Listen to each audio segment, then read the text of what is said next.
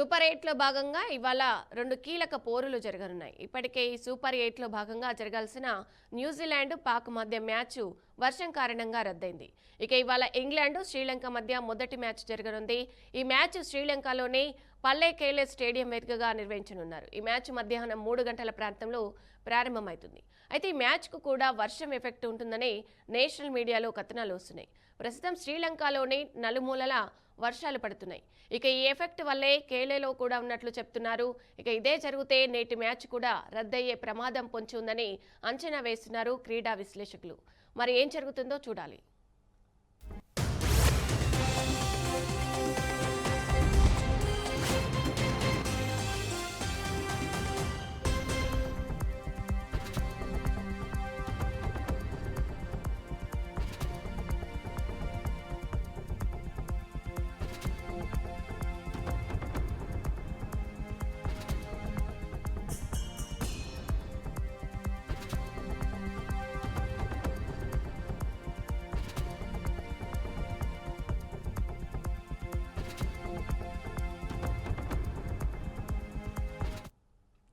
ఇక సాయంత్రం 7 గంటలకు భారత్ సౌత్ ఆఫ్రికా మధ్య మరో ఫైట్ ఉంటుంది. ఇక ఈ మ్యాచ్ గుజరాత్లోని మోదీ స్టేడియంలో నిర్వహిస్తున్నారు. ఇక్కడ ఎలాంటి వర్ష ప్రభావం అయితే లేదట. ఇక యథావిధిగా రాత్రి 7 గంటలకు మ్యాచ్ ప్రారంభమవుతుంది. ఇక ఈ మ్యాచ్ నేపథ్యంలో అభిషేక్ శర్మ ఆట తీరుపైన ఫ్యాన్స్ అందరూ కూడా ఆందోళన చెందుతున్నారు. నేటి మ్యాచ్లో అందరి కన్ను అభిషేక్ పైనే ఉంటుంది. ఇక అభిషేక్ శర్మకు ఛాన్స్ వస్తుందా లేదా అతని స్థానంలో మరోసారి సంజు శాంసన్ స్థానం దక్కించుకుంటాడా అనే చర్చ మొదలైంది. నిన్న సూర్యకుమార్ యాదవ్ ప్రెస్ మీట్లో చేసిన వ్యాఖ్యలు చూస్తే ఖచ్చితంగా అభిషేక్ శర్మ ఆడుతాడని తెలుస్తుంది. కాగా సూపర్ 8లో ఇవాళ దక్షిణాఫ్రికాతో ఆడుతున్న భారత్ ఆ తర్వాత జింబాబ్వే, వెస్టిండీస్లలో కూడా తలపడుతుంది.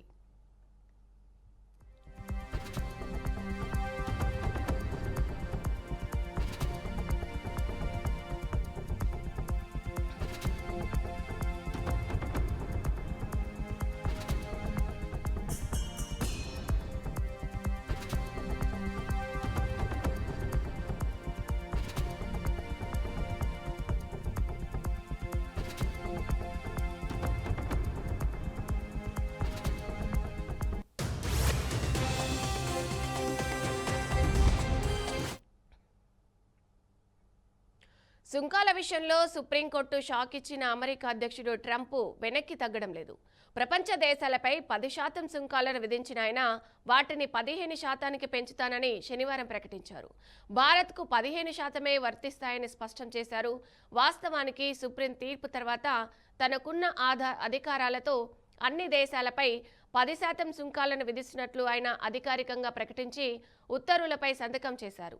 ఈ నెల 24వ తేదీ నుంచి అవి అమల్లోకి వస్తాయని వెల్లడించారు.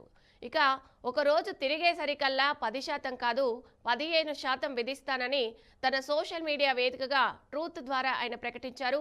అయితే చట్టానికి నిలిచే విధంగా 10% నుంచి 15%కి సుంకాలను పెంచుతున్నాం. అమెరికాకు వ్యతిరేకంగా హాస్యాస్పదంగా పెలవకంగా రాసిన అసాధారణ కోర్టు తీర్పును సమగ్రంగా వివరంగా పూర్తి సమీక్షించాలనే సుంకాల పెంపుపై నిర్ణయానికి వచ్చామని ట్రంప్ ప్రకటించారు.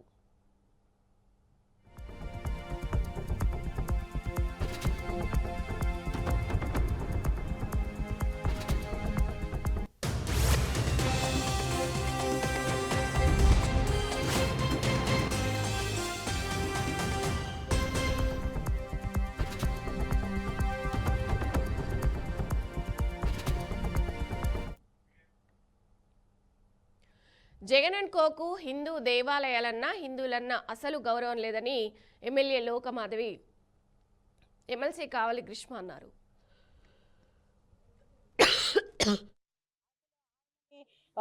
అందరూ మూకముడిగా వచ్చి పోడియం దగ్గర ఇలా నిల్చున్నారు, చెప్పులు వేసుకున్నారు. అది కూడా మేము చెప్పులు వేసుకున్నారు, ఇది చాలా దాష్టికం అధ్యక్ష అనుకొని మేము మళ్ళీ వెంటనే చైర్మన్ గారి దగ్గరికి వెళ్ళి ప్రొటెస్ట్ చేయడానికి వెళ్ళేటప్పటికి వెంటనే 4-5 చెప్పులు ఇప్పారండి. అంతే. బొత్స సత్యనారాయణ గారికి ఆయనకి నోట్ల నుంచి వస్తే మాటలు రావు, వచ్చిన మాటలు అబద్ధాలు చెప్పారు కదా. ఇప్పుడు మాధవ్ కూడా చెప్పారు ఎమ్మెల్సీ, మేము ప్రూఫ్ చూపిస్తే మేము రిజైన్ చేస్తాం అనుకోని. చేస్తారా? దమ్ముందా? ముత్తి మాటలు చెప్తే సరిపోదండి. మీరు చేసిన తప్పులన్నీ మీకు ఇన్స్ట్రక్షన్స్ రావచ్చు తాడేపల్లి ప్యాలెస్ నుంచి. సనాతన ధర్మం నమ్మే ఈ హిందూ దేశంలో పుట్టామని ఎలా మర్చిపోతారు మీరు? సుబ్బారెడ్డి గారు సిబిఐ సిట్లోని ఎంక్వైరీలోని ఏదైతే జరిగిందో లడ్డూలోని కల్తీ జరిగిందని ఆయనే ఒప్పుకున్నారు. 250 కోట్లు సిబిఐలో రాశారు. ఎవరి జోబులోకి వెళ్ళాయి? ఎక్స్ప్లెనేషన్ ఎందుకు ఇవ్వరు? వైసీపీ నాయకులకి హిందూ ధర్మం మీద ఎటువంటి సందేహం లేకుండా, అసలు హిందూ ధర్మం మీద వాళ్ళకి ఎటువంటి ఉద్దేశం లేదు. హిందూ ధర్మాన్ని పదే పదే వాళ్ళు కించపరుస్తున్నారు. అది అదలా వదిలేయండి. హిందూ దేవుళ్ళు అంటేనే వాళ్ళకి భయం లేదు, భక్తి లేదు. ఈ విషయం కూడా మనకి చాలాసార్లు ప్రస్ఫుటంగా మనం చూసాం. వాళ్ళు హయాంలో ఉన్నప్పుడు హిందూ దేవాలయాల మీద జరుగుతున్న దాడులు, ఆ దాడులను ప్రశ్నించినప్పుడు ఒక్క న్యాయం కూడా జరగకుండా వాళ్ళు ప్రవర్తించిన తీరు మనం పదే పదే చూడడం జరిగింది. నా నియోజకవర్గం నెల్లిమర్లలో రాముడి తల తీసేశారు. దాని తాలూకా మొత్తం అంతటినీ కూడా చంద్రబాబు నాయుడు గారు ప్రశ్నించడానికి వస్తే, నాయకులందరూ ప్రశ్నించడానికి వస్తే వాళ్ళందరి మీద కేసులు పెట్టారు. ఖచ్చితంగా నేను ఈరోజు చెప్తున్నది ఏంటంటే, జగన్మోహన్ హిందువుల కన్నా అసలు గౌరవం లేదని ఎమ్మెల్యే లోకం మాధవి, ఎమ్మెల్సీ కావల గ్రీష్మ అన్నారు. చెప్పులేసుకుని వెంకటేశ్వర స్వామిని చిత్రపటాన్ని పట్టుకుంటారని ప్రశ్నించారు. అప్పట్లో నెల్లిమర్ల నియోజకవర్గం రామతీర్థంలో రాముడి విగ్రహాన్ని ధ్వంసం చేసి హిందువుల మనోభావాలపై దెబ్బ కొట్టారని గుర్తు చేశారు. తాజాగా శాసనమండలిలో చేసిన విధ్వంసాన్ని అందరూ చూశారని తెలిపారు. నంద్యాల జిల్లా ఆళ్లగడ్డ నియోజకవర్గ ఎమ్మెల్యే భూమా అఖిలప్రియ అసెంబ్లీలో వ్యవహరిస్తున్న తీరుపై వైసీపీ రాష్ట్ర కార్యదర్శి భూమా కిషోర్ రెడ్డి తీవ్ర ఆగ్రహం వ్యక్తం చేశారు. ప్రజలు ఎంతో నమ్మకంతో గెలిపిస్తే అఖిలప్రియ మాత్రం రైతుల సమస్యలను పక్కనబెట్టి వ్యక్తిగత ప్రయోజనాలకే ప్రాధాన్యత ఇస్తున్నారని మండిపడ్డారు. నియోజకవర్గంలో సాగునీటి ఎద్దడి, గిట్టుబాటు ధర లేక రైతులు అల్లాడుతుంటే వారి గొంతుకగా అసెంబ్లీలో పోరాడాల్సింది పోయి రాజకీయ బురద చల్లుతుండడమే పనిగా పెట్టుకున్నారని విమర్శించారు. ఇక ఇప్పటికైనా అబద్ధపు ప్రచారాలు మానుకొని క్షేత్రస్థాయిలో వాస్తవాలను ప్రభుత్వం దృష్టికి తీసుకెళ్లాలని, లేని పక్షంలో ప్రజలే తగిన బుద్ధి చెప్తారని కిషోర్ రెడ్డి హెచ్చరించారు. మన రాష్ట్రంలో అసెంబ్లీ మొదలై ఈరోజు ఏ నాయకురాలు కానీ ఏ నాయకుడు కానీ కర్నూలు జిల్లాలో కానీ నంద్యాల జిల్లాలో కానీ రైతుల గురించి మాట్లాడే పరిస్థితి లేదు. మన ఎమ్మెల్యే అఖిలప్రియకి మైక్ వచ్చినప్పటి నుండి చూస్తున్నాం. ఏదో రైతుల గురించి మాట్లాడుతుందా అని చెప్పి చూస్తున్నాం. కానీ ఇంతవరకు కూడా రైతుల ఊసేలేదు. అసెంబ్లీ వచ్చింది, పైన ఎవరైనా ఉంటే వాళ్ళని కలిసి కొనుగోలు కేంద్రాలు ఏర్పాటు చేయాలి, లొకేషన్ కానీ దాంట్లో కలిసి చూస్తే ఏమైనా జరుగుతాయి అనుకుంటే ఎక్కడా ఊసేలేదు. పోతున్నారు అహోబిలం బ్రహ్మోత్సవాలు అని జరుగుతుంది. మా అహోబిలం బ్రహ్మోత్సవాలకి నువ్వు పిలవకపోయినా దేవుడే వాళ్ళని పిలిపించి రప్పించుకోగలుగుతాడు. నిన్ను ఎన్నుకునే రైతులు నువ్వు తప్ప ఎవరు కాపాడలేరు. నిన్ను ఎన్నుకుంది ఊరికే నువ్వు ఆళ్లగడ్డ రిప్రజెంట్ చేయడానికి కాదు. ఆళ్లగడ్డ ప్రజల కష్టాలు, రైతుల బాధలు తీర్చడానికి నిన్ను ఎన్నుకున్నారు. ఏదో టైం పాస్ కి ఎమ్మెల్యే అయితే ఒక బండి గిండి అలవెన్సుల కోసం, జీతాల కోసం కాదు మిమ్మల్ని ఎన్నుకుంది. వాళ్ళ కష్టాలు తీరుస్తామని చెప్పి నిన్ను ఎన్నుకున్నారు. శ్రీ సత్యసాయి జిల్లాలోని మడకశిర మండలంలో పిల్లలు కనబడకుండా పోవడం కలకలం రేగింది. 2 9వ తరగతి విద్యార్థులు అదృశ్యమైన ఘటన స్థానికంగా ఆందోళన కలిగిస్తుంది. బుల్ల సముద్రం గ్రామంలోని సూర్య విద్యానికేతన్ ప్రైవేటు పాఠశాలలో చదువుతున్న రవి, రంజిత్ అనే విద్యార్థులు నిన్న రాత్రి నుంచి కనిపించకుండా పోయారు. ఇక ఈ ఘటనతో తల్లిదండ్రులు తీవ్ర ఆందోళనకు గురయ్యారు. ఆలస్యంగా వెలుగులోకి వచ్చిన ఈ ఘటనపై పోలీసులు ప్రత్యేక బృందాలతో గాలింపు చర్యలు ముమ్మరం చేశారు. రవి కుమారుడు 9వ తరగతి చదివింది. ఆయన మామూలుగా మామూలు మన పండుగ వచ్చినాడు చూసుకున్నాడు, పోయినాడు. అది ఏం జరిగింది, ఏం పత్తి అయింది, ఎట్లా పోయినాడో నాకేంది తెలియదు.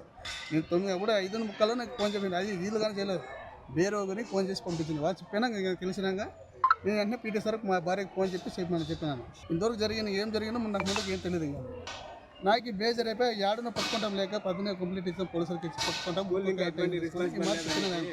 ఇదే జరిగే మాట జరిగింది. వీళ్ళు నాకు ఫోన్ చేయలేదు. వీళ్ళు ఊరికనే పీటీ సార్ నాకు ఫోన్ చేసినాడు. నా ఫోనే రాలేదు. ఫోన్ వచ్చింటే వాడు కాలింగ్ దాంట్లో పడి ఉంటుంది. రవి కుమారుడు 9వ తరగతి. కృష్ణా జిల్లా పామరు నియోజకవర్గంలో ఘోర రోడ్డు ప్రమాదం చోటు చేసుకుంది. విజయవాడ మచిలీపట్నం జాతీయ రహదారిపై కురుమూరు దారి ఓ ఫ్లైఓవర్పై కారు అదుపు తప్పి అండర్ పాస్ కల్వర్టన్ను ఢీకొట్టింది. ఇక ఈ ప్రమాదంలో కారులో ఉన్న వ్యక్తి అక్కడికక్కడే మృతి చెందారు. ఢిల్లీ రిజిస్ట్రేషన్తో ఉన్న కారు పూర్తిగా ధ్వంసమైంది. ఘటనా స్థలానికి చేరుకున్న పోలీసులు, ఎన్హెచ్ఏ సిబ్బంది ట్రాఫిక్ను క్రమబద్ధీకరిస్తున్నారు.